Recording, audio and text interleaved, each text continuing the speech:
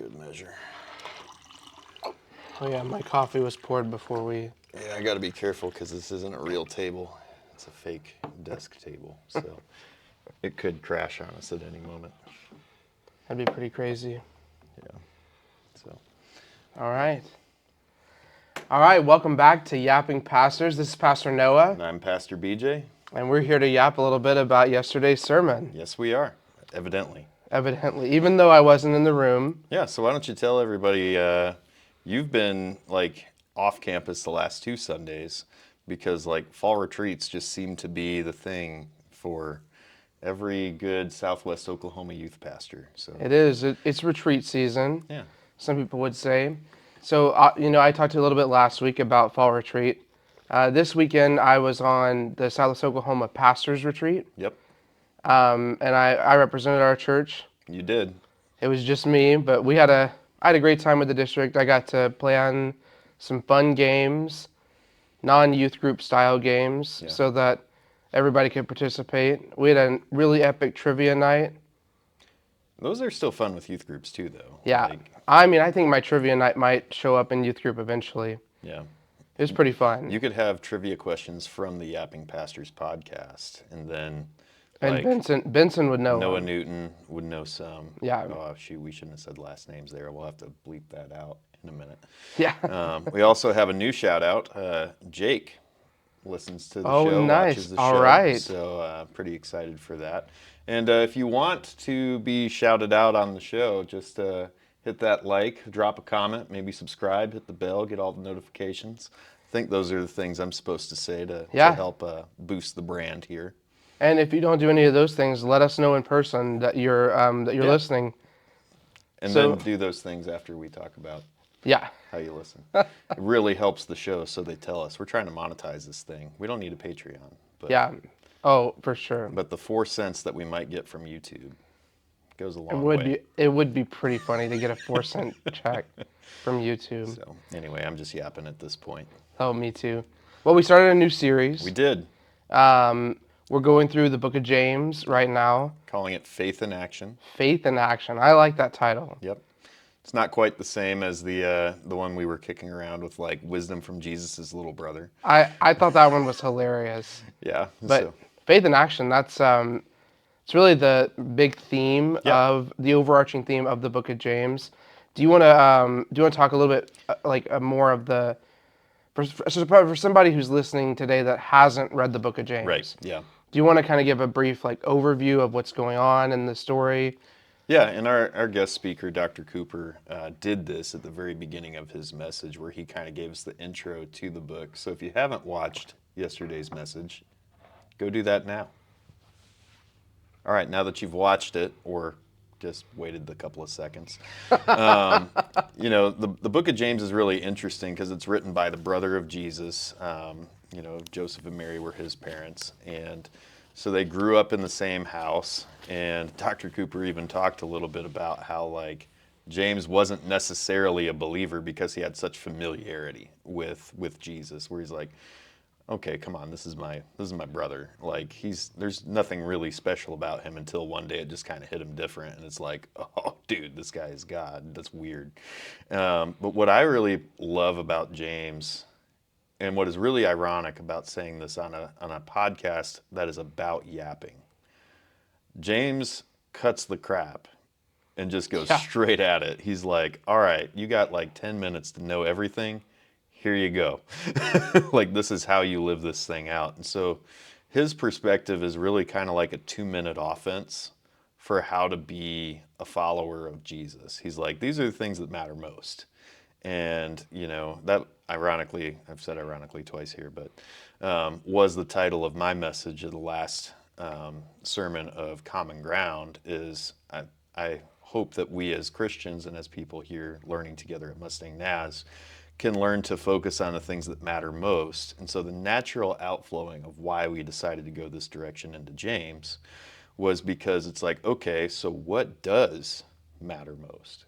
And so James has that perspective, and we thought, okay, so this would be a really good, really quick 5-week study to really get into the things that matter most. as we get into the season, that matters most. Yeah. Debatable if it's most. You have your Creasters, where a lot of people say, well, I'm an Easter Christian, but ironically also, third ironic, dang, I got to stop that. Dr. Cooper said there wouldn't be an Easter if there wasn't for a Christmas. Yeah. Several times over the time that I've known him. So just, if you're watching, Dr. Jim, thank you for coming and hanging out with us. It was a pleasure to work with you this week. Yeah. And I don't know, from that early part of the message, one thing that I picked up on is that the book of James asks like several questions.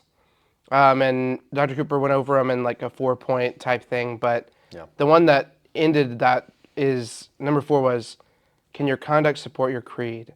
Yeah.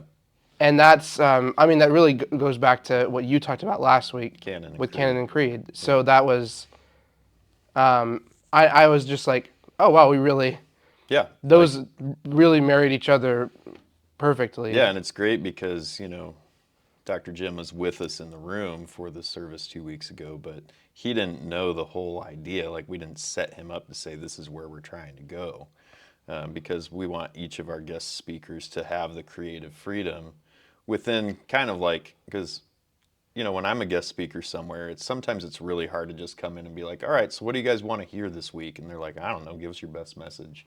And it's like, I don't know that I am speaking exactly to what they need. I'm just telling stories that are familiar and good for me, and that's always still good. But I like to feel like I'm really effective when I go somewhere and they're like, hey, so these are what we have been doing. This is where we want to go. Here's this text that might be helpful to help us get there. So, we didn't really pregame and be like, hey, it'd be awesome if you could do this. And then he just did it anyway. No, that's, so we really, this week, the sermon title was Dancing Through Adversity. Yeah. So this is a heavier topic. Yep. Which is something I feel like I've said the last several weeks. Yeah. But I think we are walking through a heavier season as a elephant in the room. We're like, as Americans, we're in an election cycle. Yep. So like that Never is fun. like, it never is like, like you just said, it's never fun. Like there's a tension in the air that kind of lingers, and a Common Ground series leading up to this point right now where we are is important for us to talk about where we find our common ground and how to better love one another through this time, and to be willing to sit and have hard conversations that lead to healing conversations. Yeah. But this week was about Trials. when we face trials. Yeah.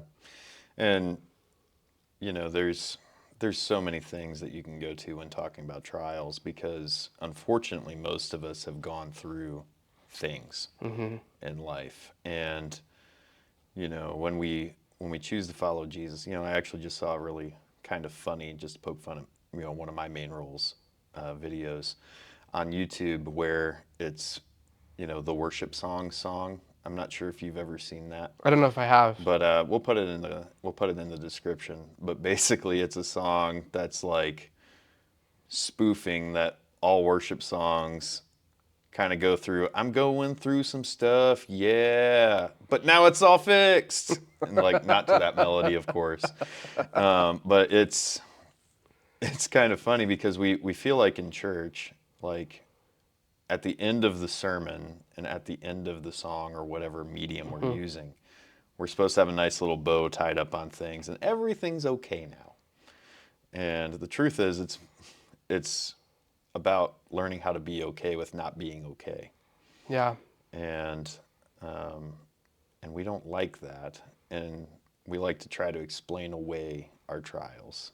It's like, well, I'm going through this terrible thing because of insert platitude there. Like, what are some platitudes that you've heard of why we face trials? Why we face trials? I know I can't think of any off the top of my head like that. Where were you trying to get me to? Well, so like whenever I have things that happen, the first one that goes in my head is, well, I deserve this thing. Yeah. That's happened. Like, oh yeah, that makes sense that I would have dumb outcome from dumb behavior. And those ones are actually pretty easy for us to get over, I think. Yeah. It's like, yeah, at least I deserved that. So, any other platitudes coming to mind? Oh, now they are. Well, I think something that even was brought up in the message was, I think the one that I hear most often is, well, when we're going through a trial, it's, oh, everything happens for a reason, Yeah. which is extremely harmful language Yeah. to have. Yeah. And so we try to, we try to make it feel better when we just have to be able to feel the situation that we're in or that we see somebody else in. It all happens for a reason, Noah. How does that make you feel when somebody says that to you? It's hard because, well, and I think this even stems from being younger, Yeah. where like people that have gone before me and have faced similar things, um, you'll hear, and you probably experienced this as well. I mean, I think this is the experience of everybody at some point in their life or another, is that people will say, "Oh, well, you'll get that in a few years," or like, "Okay, well, yeah, sure, but right now I'm living in those few years where I don't get it," Yeah. and like that's a trial all on its own. Yeah. It feels minimizing Yeah, of it is. like, It's yeah. minimizing. That's and minimizing like what somebody is actually going through is never helpful. Which, and Dr. Cooper told an interesting story about that where he said, I said something really stupid to somebody Yeah, that don't ever say it, but it happened to work out. And that lady came back to him later and was like, that's exactly what I needed to hear at the moment.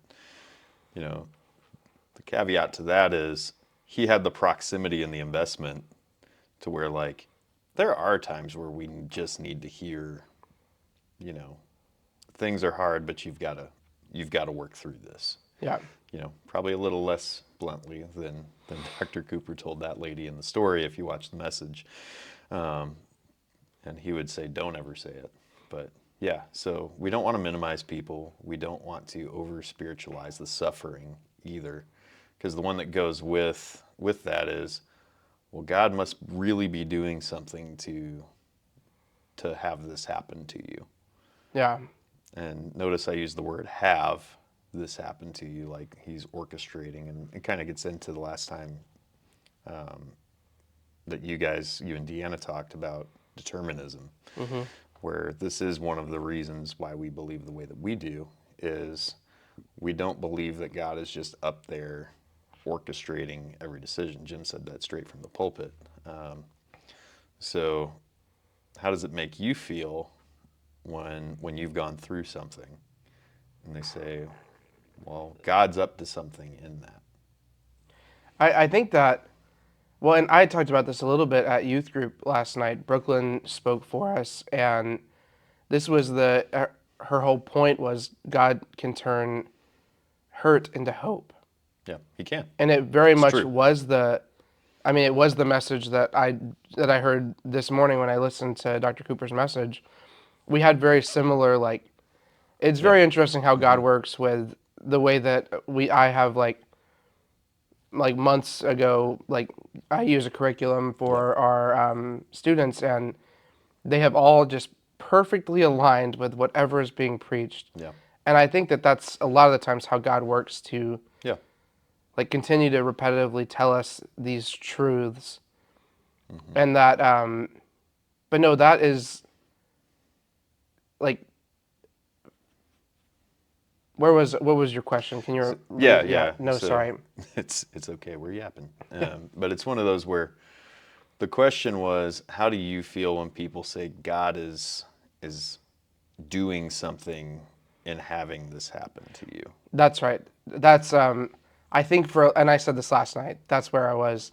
Is that a lot of the times I have ascribed the thing that has been done, like to me, or things that have happened to God, like where I've said, Yeah. "Well, God did this," and for a lot of like time in my life, I had to unlearn that. Yeah. That God is in control, Yep. but the world is fallen. Yeah. Man, that's a wrestling match, is like God's sovereignty. And that Yeah. really is where our brothers and sisters on the determinism side come from, is knowing just how incapable we are as people. They're finding hope and strength and rest in the fact that even though these things are happening, they know who sits on the throne. Yeah. And so, like, coming at this issue from different angles, understanding why they have that viewpoint, be like, the sovereignty of God is going to win the day, is what, many of them would say their point in that is. And it's true, because God is sovereign. We see the end of this book. We see what's going to happen. But I also have a hard time from our side of that great debate, which is minimal in the scheme of what's important. Just seeing a loving God be like, yeah, I'm going to have this thing happen to Noah because it's going to do this or this or this. So that's kind of where I struggle with that. Is it's like, I think God, and this is what Dr. Cooper said yesterday, he limits his sovereignty. Mm-hmm. So he's able to control everything. He knows the decisions we're going to make. He knows the desires of our hearts. But he still allows us the ability to have our own desires, to have our own decisions, to make our own destiny, even though he already knows where we're going to go. And that's where we get into this endless loop of this debate, where it's like, well, if God knows, it's like, and I don't have a perfect answer for that. And that's okay. Yeah, and I think that's and really I think that's the heart of who we are as believers, is that that's where faith comes into this whole equation, is that a lot of the times we don't have the answers. Nope. Because we are not God, and thank God for that. Yeah, well, and he's going to reveal new things to us all the time. Yeah. And so we're not stuck with what's on the menu because God created all the ingredients. He's going to give them to us. And so who knows what he's going to show us next. Who knows? But getting into the passage, I'll go ahead and I'll read the four. It was 2 through 4 that he really. Mm-hmm. So I'm going to read that for us. This is James 1, 2 through 4. If you're following along, consider it pure joy, my brothers and sisters, whenever you face trials of many kinds, because you know that the testing of your faith produces perseverance. Let perseverance finish its work, so that you may be mature and complete, not lacking anything. Yeah, and that one's fun, where it's like, how do I consider it joy when I go through things? Yeah. And, we often use metaphors for life, but we just want an easy button. We want to be able to do this. Done. Yeah. We've been putting random things on our set just for issues like this. And so I knew that would come in handy at some point. We want to be able to just hit the bell, have everything figured out, and do it perfectly. And while that seems great in theory, working things out helps us understand them better. And perseverance, creates things that last instead of just things that are, I'm going to throw up this house and then the wind's going to come and it's going to blow it over. That's probably how the first house may have been made. And then they figured out, well, if I put this structure here, that's going to hold this wall up. And then the roof caves in, but the walls are still standing. And they're like, oh, well, if I build with triangles, because geometrically they're the strongest shape, blah, blah, blah. Like, all of a sudden, the perseverance of doing something successfully helps you understand it so that you can recreate it in other places. And in the spiritual metaphor, we get to help recreate it in other people. The trials that we have, are not necessarily like God-caused trials, but what they do is they give us perspective so that when we who have been through a few things can use that platitude you'll get that later. Maybe they could say that in a different way and be like, I know that what you're going through is hard right now, and I've gone through something similar, and I can tell you it's going to be okay, and we'll be with you until it's okay. Yeah. And I think that's getting further into the idea here. And I think it's important that we talk about one part of the message, that he said that trials are not the same thing as tragedies. Yeah. Mm-hmm. And he used he used the image of like somebody's child goes out and gets hit by a truck and dies. Like Right. Yeah. that is not God caused No. at all. That is a tragedy, and that is a product of the broken world that we are Yep. in. Hmm. And yes, that is a trial, but it is a tragedy. Yeah. And he uses the story of Joseph as well, Yeah. where like, he worked out that story, Hmm. but you think about the just kicking the teeth after kicking the teeth that Joseph endured in Genesis, and it's just like, I don't believe that God wanted his brothers to beat him up, throw him in a pit, and sell him to a traveling circus.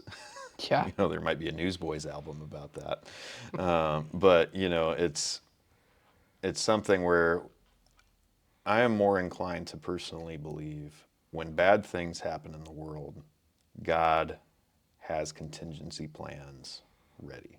Yeah. And he's ready to intervene, and he's ready for us to call on his name and then rescue us.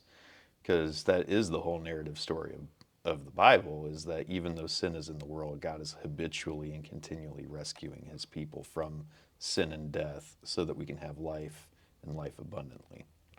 Well, when Dr. Cooper was preaching, I kept hearing the story of Moses in the burning bush in the back of my head. Yeah, Is that God hears the cries of his people. yeah, And that has been the story since the beginning. yep, And that has been one of the most encouraging. If you haven't read the burning bush story in a long time, it is yeah, it is one of the most encouraging stories I think that is just in the like halls of scripture. yeah,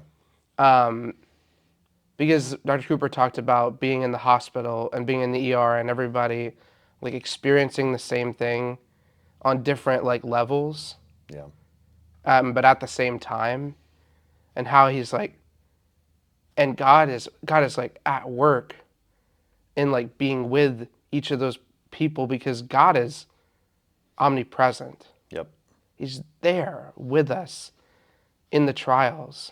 yeah, And I think that in the trials, in the tragedies, yeah, in the things that we face that we don't know what the next right step is, right, God hears the cries of his people. yeah. Yeah, and that's ultimately what the promise of this passage is. And, you know, even the words of this, I believe it's in John, if you look back, and Jesus says, you're going to face stuff.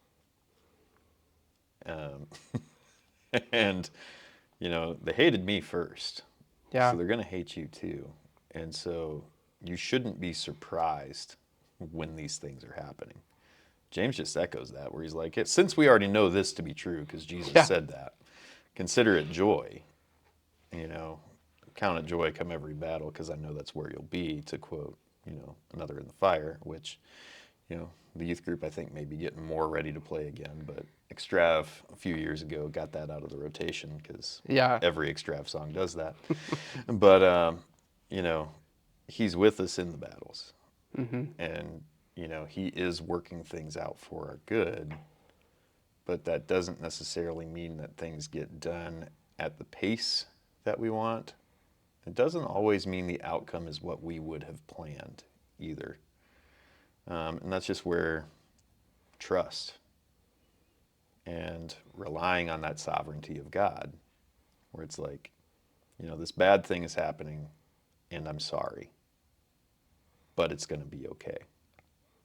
And we're going to be with you, and we're going to rebuild whatever that looks like, I think comes into play. Yeah. Dr. Cooper said something in the message. He said, joy can be found from the trials. Yeah, And I think that's a really important, I think that's why James uses the word joy. yeah, Because joy is something that is a byproduct of the fruit of the Spirit. yep, And that there's like the Holy Spirit's like activity in our life.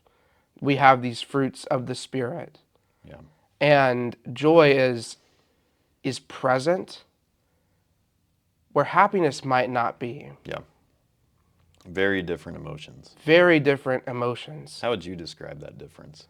Well, that's happiness is fleeting. Yeah, Happiness is well, there can be happiness in like there. I mean, there's like there's so many different things that I'm thinking of. For you can be happy if you get an award, but then Where is Noah's happy place today? Like, if you were to be the happiest Noah Terry that we've ever met, oh, where definitely would you be and what would that look in like? my bed. I'm so tired right now from all the retreats, but also I think like where I'm gonna find happiness is like something like here. I'll use my like personal life. Yep, that's what we're asking for. These hard hitting questions. Yeah, and happiness is gonna be found for me at like maybe at the movie theater, Yep. or at a concert or something of that nature. But where I'm gonna find joy is sitting at in coffee shop conversations Yep. with the people that I pastor. Yep. Like that's where I'm gonna have true joy. I mean, I work with students, so It's we're gonna gonna get cut up. weird. We're gonna talk about the Thunder winning 3-0. Let's go. Yep. Um, and like, I mean, obviously, like when the Thunder won, I was over the moon. Yep. How was your Thunder game experience the other day? You went to a Thunder game. I did. I got to go to a preseason game, and I got to sit 2 from the floor. It was one of the most incredible experiences of my entire life. Yeah. I sat right next to the bench. I could see the sweat coming off of the players. Yeah. I could also hear their jokes that they were making to each other, That's probably hilarious. which is quite funny. But I mean, it was pretty fun. Now let me prove the point out of this. Tell me the best moment of fall retreat for you. Ooh, the best and I'll cry telling it, but the best moment of fall retreat for me was I've worked with my sponsor team now, some of them Yeah. for 2 years, and the best moments of fall retreat were watching them be so overcome with emotion, whether it is excitement Yeah. or grief but just because of life done with these students, Yep. just watching it on their faces. It was so, and one of those beautiful moments was when one of my sponsors got to witness the students gather around one of the students that was going through it. Yeah. You And talked about this a little bit last and week. I did, and it was beautiful. Yeah. So, But that's the beauty of so for the audience, a week apart, you got to watch the difference between happiness and joy. yeah. And that's why we're doing a video podcast, is because you're happy to be hearing the jokes on the bench. Like, that's a good time. It is a good time. But watching the people that you invest in get it at a different level, that's something that makes life fulfilling. Happiness is fleeting, joy is fulfilling. And so I think that's the visual difference that James is talking about here. Because the crowns that we chase after aren't dollars. Spoiler alert, the get rich never plan for pastors is always on track. We don't chase dollars, we don't chase status, we don't chase, things. We chase the Spirit of God. And so that's the difference between happiness and joy as it relates to things, are the things that we're spending our time chasing pushing people closer to the Spirit of God? Or are they just making us happy for a moment? And so, those are the things that James talks about, like consider it joy when you're going through these formative times. Because what comes out of when you're formed is going to be so strong that it's going to be able to sustain the test of time and all that sort of stuff. And then it endures after you, and you watch the people who got it under your watch be the watch for the next people, and they're going to have others that follow them. And it's discipleship. Yeah. So didn't tell you I was going to make you cry on the show, and really didn't intend to until it happened, but I'm glad it did, because that's the difference between happiness and joy. Well, I think that's the tension of to harp back on a earlier point made about the book of James. James is blunt. He Yep. tells you exactly how it is, and his words They matter. matter. They They have are weight. like they have weight, but they're all done with love. Yep. Because James, the audience that he is writing to, is a group that's like, wait a second, everybody's gone. What do we do? What do we do now? All we have left is the stories that have been told to us. And he's like, oh, but don't you remember? Yeah. Don't you forget? Yep. And I was like, that's heavy. Yeah. And that's I don't know, that is the beauty of James. Yeah. Well, and if you look at his life, you know, after writing this, it didn't last that much longer. Yeah. So it's important that he wrote urgently because the cost was high. And that's what we feel even in our times where so many people are just so on edge. We feel like the cost is higher now than it's ever been, and the reality is the cost is about the same as it's always Yeah. been. Like, humanity's been kind of messed up for a really long time, but God keeps showing up. And so he keeps going into these trials. He keeps rewarding us for our faith and our friendship. And, you know, those who love him get these rewards is what Dr. Cooper tells us. And so at the end of the day, it comes down to, even in the trials, we serve a relational God. Yeah. And I loved that we ended with that song I love the way that when music is written, it is always, I think you can tell when music has been written from a moment that the Holy Spirit is trying to speak something collectively to all of us. Yep. And there are songs like Goodness of God Yeah. came out, and it was, for me, it was a time where I was so thankful for the goodness. I remember when Nate gave me the call to just interview here, I was listening to Goodness of God. Yeah. And for me, that was evidence of the goodness of God in my life, because that's all I had ever wanted to do was be a pastor. Yeah. And I had worked for it, and then it was there. And I was like, oh, God is so faithful. Yeah.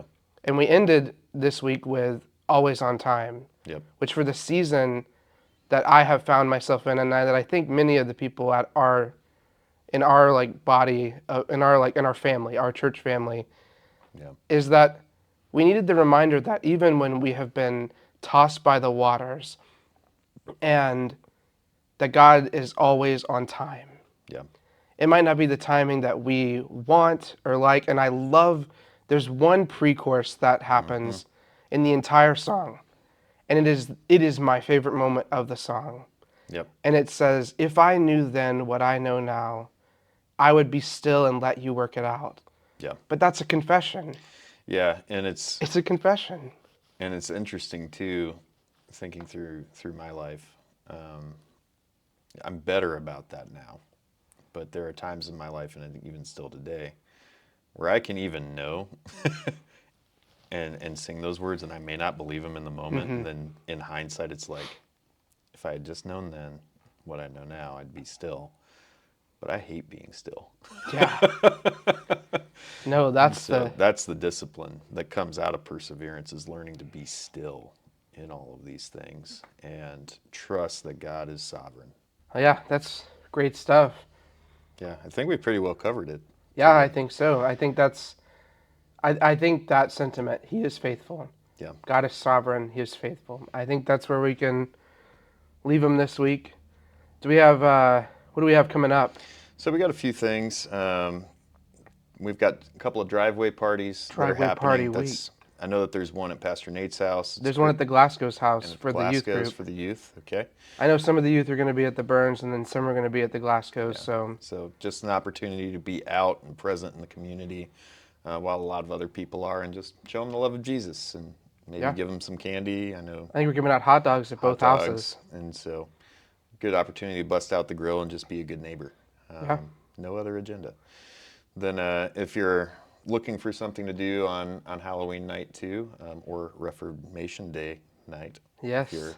theological, the OKC House of Worship is going to be open at 10th and Penn.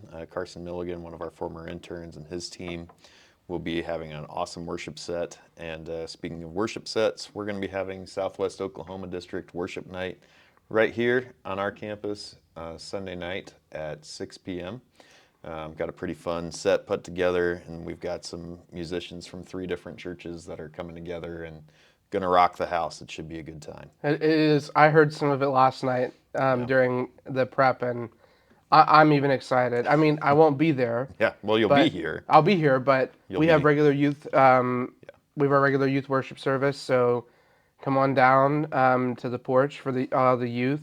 yep, We're gonna have a great time. We even might have some friends from other churches show yeah, up. that'd be a good time. So we're starting a new series called On Repeat. Yeah, We're gonna be looking at your playlist for life. So perfect for a worship night. really is. But it's gonna be great. We're gonna be looking at wisdom, I think, from Mark. Yeah, So cool. Well, anything else for our viewers and listeners out there? Words of wisdom, advice? I think that's it. I think all I could say is, like, I almost used Annie F. Downs' log line. That's terrible. I can't do that. Um, what do you got? Nothing. Just a good old another podcast in the books. Stay classy, everybody.